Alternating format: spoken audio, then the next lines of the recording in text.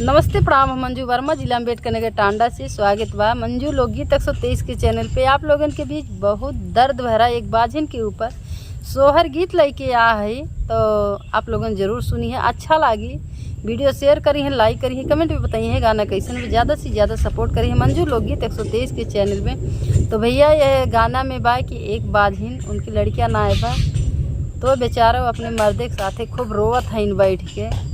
तो उनका मर्द समझावत हैं कि रहा द बाजारी से हम तो लड़कियाँ खरीद लाई और तू खिलाऊ है लड़कियाँ। तो कहा थी हमरे करम में जब आग लागत तो बाजारियों में ना खरीदे मिली। तो ऐसे अपन बतियात हैं तो दुआरे से देखा थी एक मालिन अपन लड़कियाँ खिलावत रहा। तो जाई के मालिन से कहा थी कि मालिन अपन लड़कियाँ हमें दे दा, हमरे बहुत शौक बा और हम आपन कह के राखब, खियाए पियाए दुलारा मीजब खूनम, लेकिन हमें दे दा। तो भैया लड़कियाँ क्यों कहूँ उधार तो दिए ना बे, आप लोगन को खुद पता हुई। तो बेचारी मालिन ना दी तो राजा जौन है गैन बढ़ई के लगे, वहाँ से जौन है बढ़ई से बनवा के लड़के लेके आवत है। तब रानी के देथिन खिलावे ताई, तब देखा ये रोवत ही और खिलावत ही। कहा थी एक दाँ खाली बोल दा तू, तो काठे के लड़के कहाँ बोले। तो रानी खूब उदास हो जाती। आप लोगन पूरा गाना सुनिए, बहुत दर्दनाक गीत है। सभी दर्शक का राम राम, जय सिया राम। हम नीलम धुरिया टांडा जिला अम्बेडकर नगर से। तो हम सुने दर्दनाक सोहर गीत। लीपल पोतल बरिया तो जगर मगर कर, जगर मगर कर हो बहिनी कही लालन बिना सोना लालन कहाँ पाया वो, बहिनी कही लालन बिना सोना लालन कहाँ पाई बो। बाहर से आवाई पियावा तो धना सुसुकी रोवे तो लाखी बिलाखी रोवे, लाखी बिलाखी रोवे हो भैयावा हमारे करमावा कहीं न लालन नाही पाइयो। पियावा हमा तो करमावा कहीं न लालन नाही पाया हो। बिनर लालन घरा सुना तो कुछ नहीं सोहै, तो कुछ नहीं सोहाई हो। साहेब हमा तो जरा मावा कहीं न लालनवा नहीं पाया हो। साहेब हमा तो जाना मावा कहीं न लालनवा नहीं पाया हो। इतनी बचन सुने पियावा तो धना का समुझावे, तो धना का समुझावाइयो।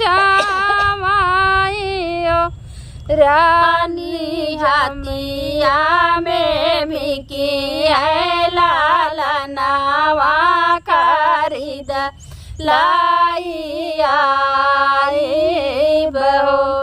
रानी बजरिया में मिली है लालनावा खरीद लाई आई बहो। पियावा हमारे कारमा लगे अगिया, खरीदे सही मिली हाँ।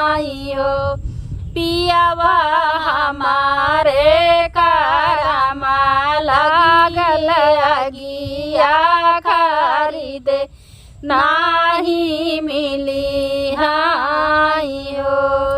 मोरे पिछवरावा मालिनिया तो ललना खेलावे तो ललना खेलावाई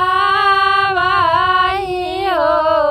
मालिन आपन ललना दाई देत्यो आपन कहीं के राखब आपन कहीं दुलारा बाइयो। मालिन आपन लालना दाई देत्यो आपन कहीं राखब आपन कहीं दुलारा।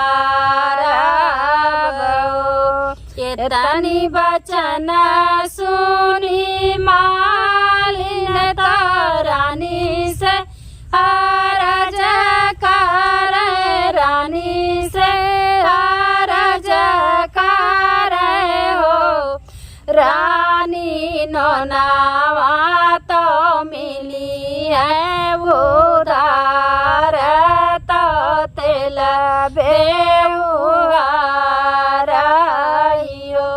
रानी नौनावा तो मिली है उधार तो तेल बेउहाराइयो।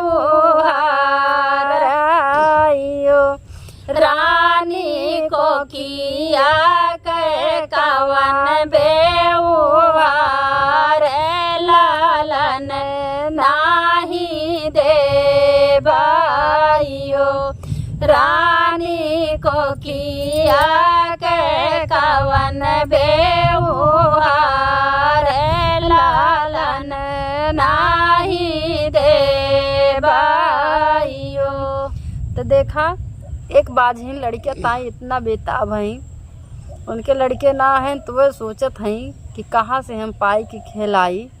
तो राजा उनके पति जौन हैं वो समझावत हैं कि रह दा, मन में तू धीरज रखा, बाजारी में लड़कियाँ मिली तो हम खरीद ले आई और वही से आपन तू आस पुराओ। तो वह राजा का समझावत हैं कि जब हमरे कर्म में आग लागो तो खरीदो पे मोलो मिले पे मोलो ना मिली खरीदे पे। तो वही समय एक मालिन अपने दुआरे लड़किया का खिलावत रहा थी। तो वह बेचारो जाई के मालिन से कहा थी, मालिन आपन लड़किया हमें दे दा, हम आपन कह के राखब इन्हें दुलारब। लेकिन मालिन उन्हें तुरंत ताना मारत हैं कि कुल चीज़ का तो नोने तेले का हल्दी मिर्चा का कुल का व्यवहार होता है। कौनो चीज़ अगर बा हमरे तो का हम दे सकित, लेकिन लड़किया का कौन व्यवहार बा, हम लड़किया आपन ना दे सकी। तो मालिन आपन लड़किया ना देते हैं। तो वो बाझिन बेचारी औरत अब देखा का करत ही आगे। मोरे पिछवरावा बढ़ैया बढ़ैया मोरा भैया बढ़ैया मोरा भैया ओ भैया गड़ी देत्या काठे के पुतरिया मैं जियारा बुझाइबो मैं जीरा सामो जाइबा हो। भैया गढ़ी देत्या काठे कै पुतरिया मैं जिया राबो जाइबो मैं जियरा सामो जाइबा हो। बेचारो बढ़ई के लगे जात हैं, बढ़ई से कहत हैं ये भैया काठे के लड़के तू गढ़ के दे दा, हम उहे आपन खिलाई वही दुलारब, वही से हम आपन आस पूरा करबे। तो देखा बढ़ई काव करत हैं। बढ़ई जे गढ़ले पुतरिया पुतरिया बाड़ी सुंदर पुतरिया बाड़ी सुंदर हो। रानी लाई जाबो पानी पुतरिया तो चिरा सामू जावा तो जियारा बुझावा रानी लाई जा तू अपनी पुतरिया तो जियरा सामुझावा तो जियरा बुझावा बढ़ई गढ़ के दे दी लड़किया रानी से कहा था रानी लई जा तू अपन लड़किया एक अब अपन तू जो समझावा यही खिलावा तेल पानी लगावा। तो रानी लई के आवत ही पुतरी बढ़ई घर से देखा का करत ही रानी लैया में पुतरिया तो गोदी में खेला में तो बहुत दुलार तो बहुत दुलाराई हो बहिनी हंसी हंसी पुतरी उठावे तो गोदिया खेलावाइयो बहिनी हंसी हंसी पुतरी उठावे तो गोदिया खेलावाइयो।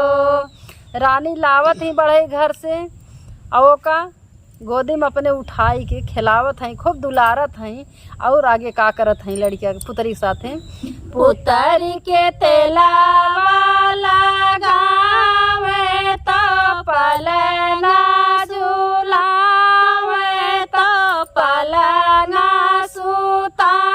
सुतावाई हो पुतरी एक बेरी रोई के सुनाऊ तू बाजिया नमवा छूटत नयन नीरा ढुरकाइयो बाजिन पुतरी एक बेरी रोई के सुनाऊ तू बाजिन नमवा छूटत नयन नीरा ढुरकाइयो।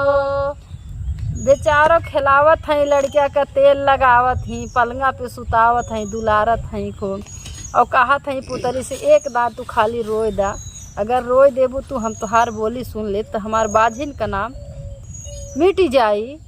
लेकिन पुतरी जब काठे के बनी बा तो कहाँ रोई तो देखा पुतरी काव करत बा सोई के न जागे पुतरिया ना उठी के न बैठना उठी के न बैठाई हो सोई के न जागे पुतरिया ना उठी के न बैठना उठी के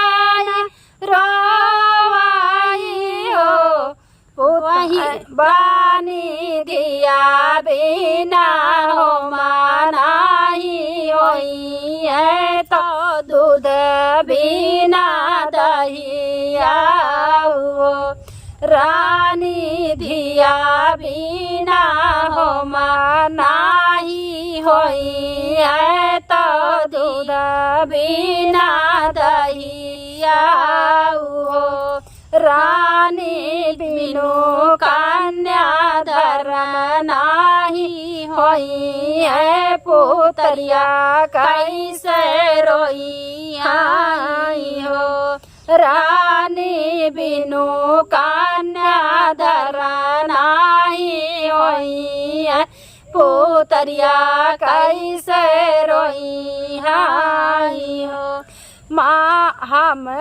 माई हम का तो गड़े बाबड़िया तो कैसे हमारो बहो माई हम का तो गड़े बाबा बढ़ैया तो कैसे हमारो बहो। तो देखा पुतरी का जब कहा था कि रोई के सुना दे तो पुतरी कसवाए दिए ई पलंगा पे, न उठत बा न सोवत उजागत बा न उठ के बैठत बा। तो कहत हैं कि जौन है बिना घी के होम तो हो ही ना, और बिना दूधे के दही ना जामी, तो और बिना कन्या के धर्म ना हो तो कैसे काठे के पुतरी रोई। और पुतरी फिर कहत है कि माई जब हमें बढ़े गढ़ेबा तो हम कैसे रोई के सुनाई तो हैं। बड़ा दर्दनाक गीत बा। धन्यवाद। धन्यवाद।